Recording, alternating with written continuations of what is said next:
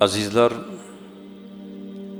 ota-onamizni ziyorati, mana poytaxtda yashaydiganlar, viloyatda yashaydigan ota-onasini borib ko'rish, ziyorat qilish, bu juda ulug' ish. Ularni borib tez-tez ziyorat qilishligimiz. Qolaversa, ustozlarni ziyorati, nafaqat ilmda, hunarda ham ustozingiz bor. Ularni borib holidan xabar olib, huzurlariga borib ziyorat qilib turishlik bu juda ulug' ish. Qachon oxirgi marta bir ustozimizni borib ko'rdik?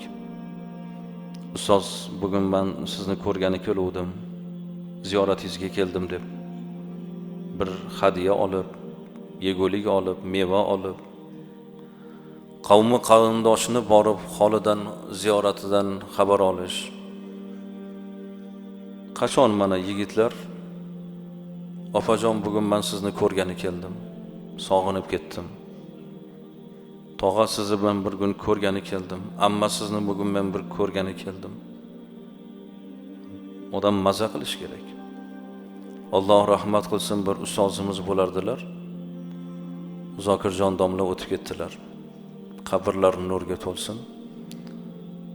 Ustoz, hech ishim yurmayapti, haqqimga bir duo qiling deb shogirdlar, muxlislar so'rasa, duo qilaman, lekin bir ish etaman. O'shani qilsang, barakani ko'rasan derdilar. Qarindoshlaring ichida bir nochori bo'lsa, muhtoji bo'lsa, borib ziyorat qilib, borib bir xursand qilib qo'ying. Alloh ishingizga baraka berar derdilar. Qavmi qarindoshni borib ziyorat qilish bu Allohdan umidi bor odamning ishi.